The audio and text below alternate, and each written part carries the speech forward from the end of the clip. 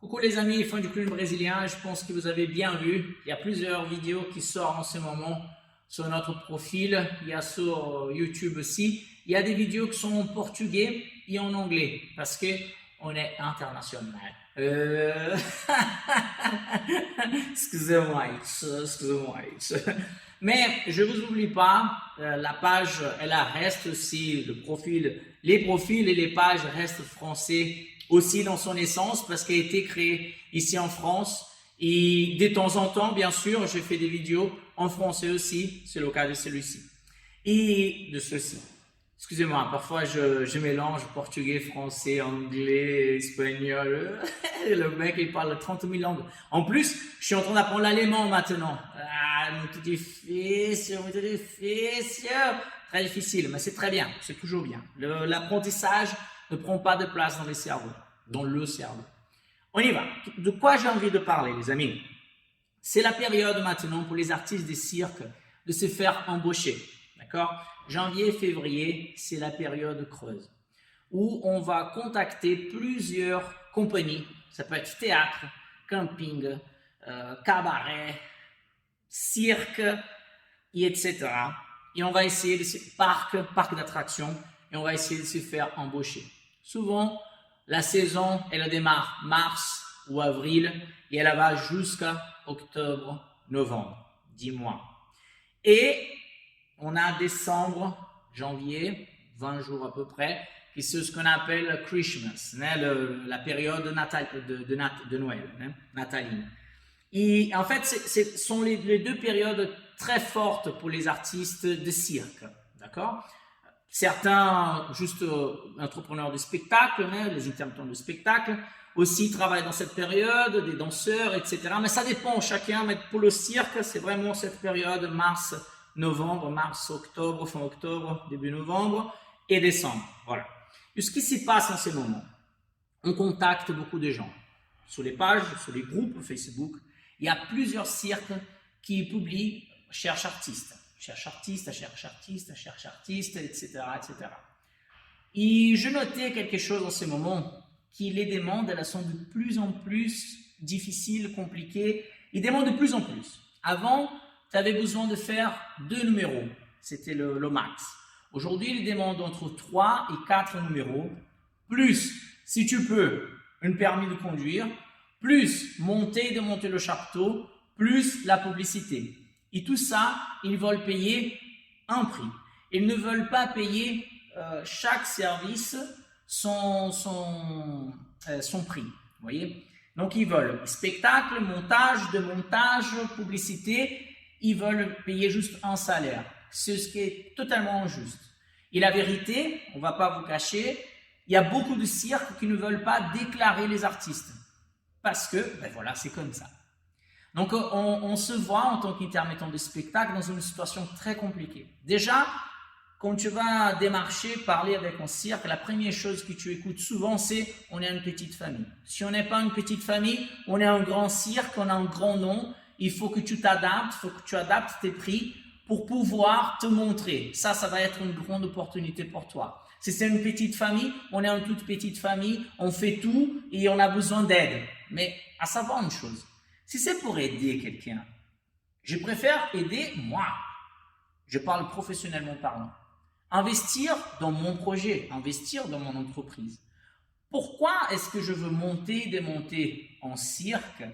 Pourquoi est-ce que je veux faire la publicité dans les spectacles d'une autre compagnie?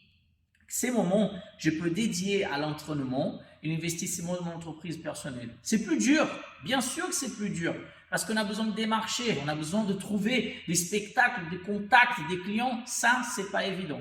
Donc, quand on ne trouve pas, on finit par donner de notre temps pour défendre les rêves d'autres personnes. Mais les gens finissent par exagérer. Une des choses qui sont vraiment très désagréables en ce moment, que je me suis aperçu parce qu'on a contacté, je pense, plus de 100 cirques. Il y a beaucoup qui ont dit oui, c'est bien, on veut, c'est bien, c'est parti, Quand on met nos positions, quand on met nos conditions pour le travail, souvent on entend « ah non mais c'est trop cher ». Donc mon CV, il parle pour si, il part tout seul. J'ai été cirque-éloise, on a travaillé. J'ai travaillé au Cirque du Soleil, j'ai fait la télé, j'ai travaillé plus de 20 ans de carrière. Chaque fois, chaque vidéo que j'ai avec le public, ça cartonne, c'est une ambiance totale, mais eux, ils n'ont rien à branler.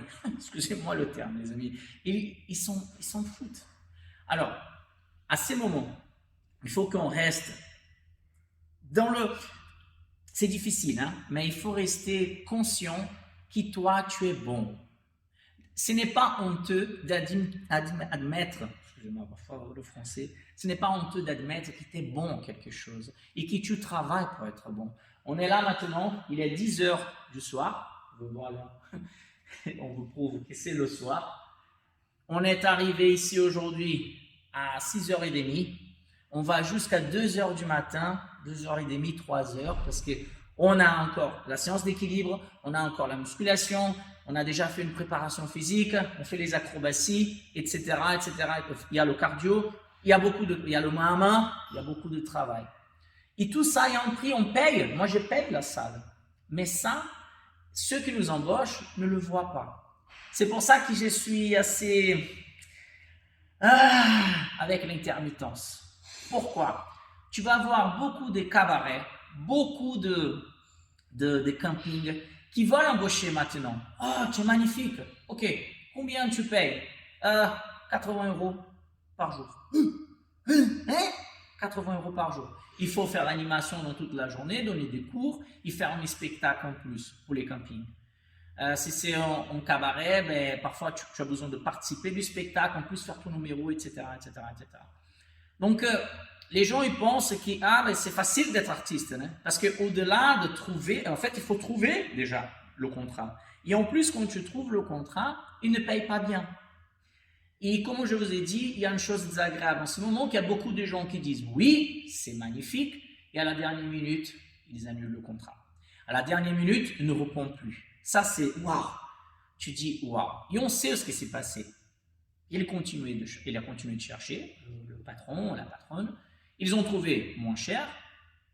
Et là, ils te jettent comme si tu étais de la merde. Ils ne répondent plus. Et si jamais, c'est ce qui s'est passé cette semaine-là, il y a un cirque que j'ai vu, cherche artiste. Je lui ai envoyé le message, mais on était en train de parler, vous m'avez dit que vous avez trouvé. Ouais, mais j'ai des artistes qui m'ont lâché. C'est lundi, là, ils ont dit qu'ils allaient venir. Ils ne sont pas venus, donc j'ai relancé l'annonce. Il était en train de parler avec moi. Il savait, il m'avait donné sa parole initialement qu'il voulait qu'on travaille ensemble. Finalement, il a arrêté de me parler parce qu'il a trouvé un autre et il relançait une annonce. Il l'a, les amis. Avant, je m'énervais beaucoup. Putain, je m'énervais. Et je finissais parfois par exprimer publiquement, quand le gars il relance l'annonce, je disais, ben, faites attention, il va vous parler, il va faire ça et ça et ça et ça et ça et ça, il va vendre on est une petite famille ou on est une grande famille, etc., etc., etc., il va vouloir payer tant. Je dévoilais un petit peu le backstage de business. Et ce qui s'y passe, et ce n'était pas que ça. Plusieurs situations, je me suis exposé. J'ai parlé de ce qui n'allait pas. J'ai parlé des problèmes. Vous savez ce qui s'est passé? Dans les grands groupes d'embauche, ben, j'étais juste supprimé, délété.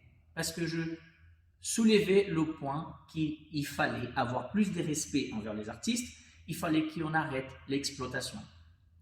Il y a eu même des cas de harcèlement sexuel même dans le groupe et que des gens m'envoyaient des messages en disant « Regarde ce qui s'est passé ».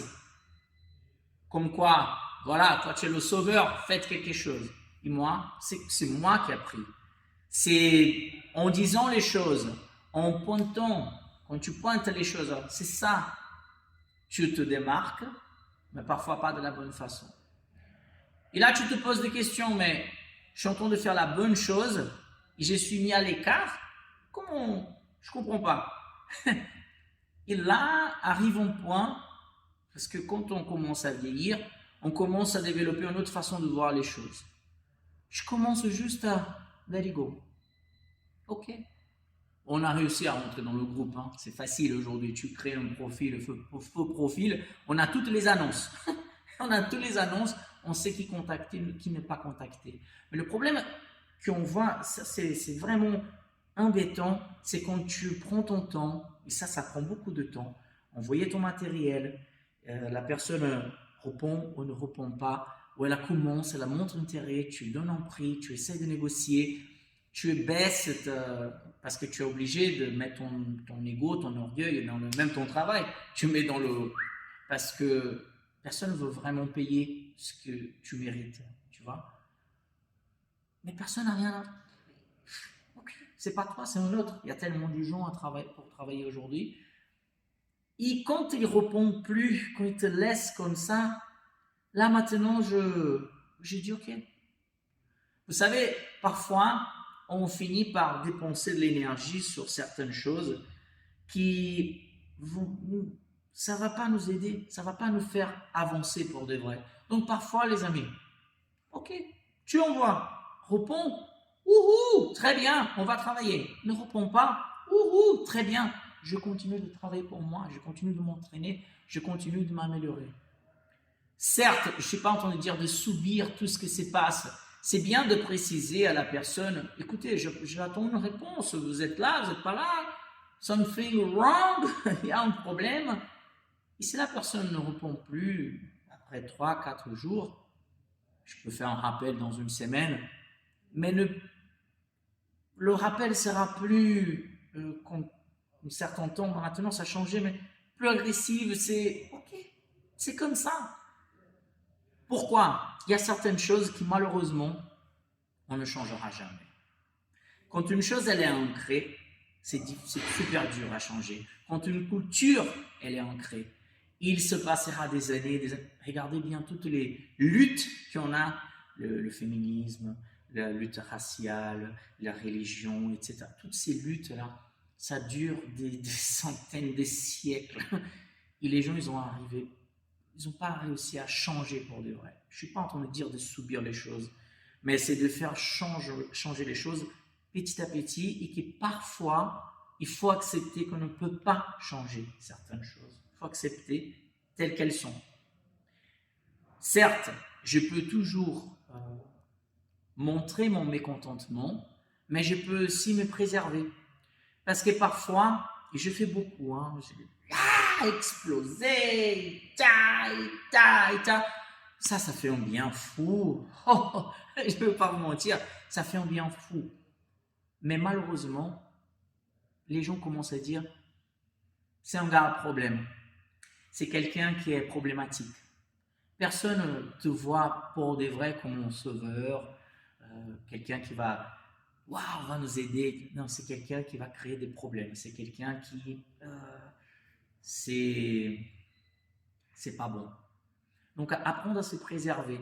Moi, je commence, malgré les années d'expérience, parce que ça fait mal.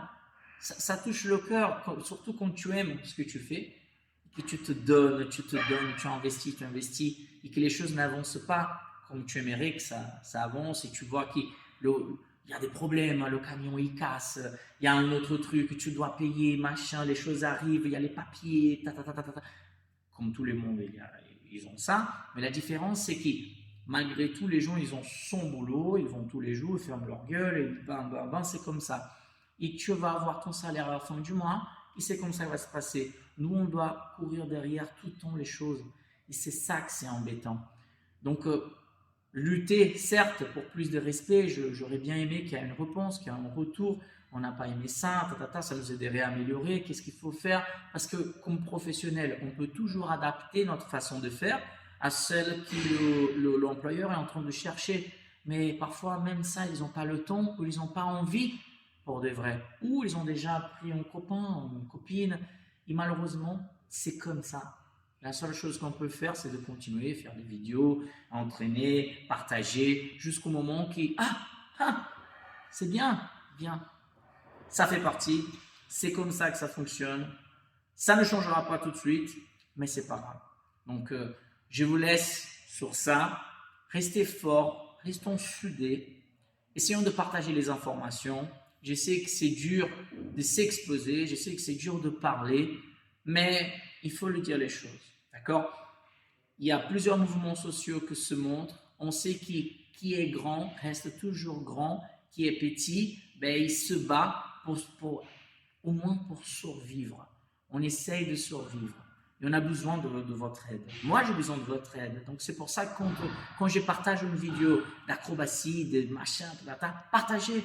C'est ça qui veut. Ah, je partage une publicité de spectacle pour l'anniversaire, pour la mairie, pour l'école. Parlez autour de vous. Parlez. Si vous avez déjà vu ce que j'ai fait, si vous appréciez, si vous kiffez, ah, j'ai rigolé et tout machin. Mais c'est comme ça qu'on va plus loin. Le bouche-oreille. Ok? Je compte sur vous. Je vous aime. Ciao!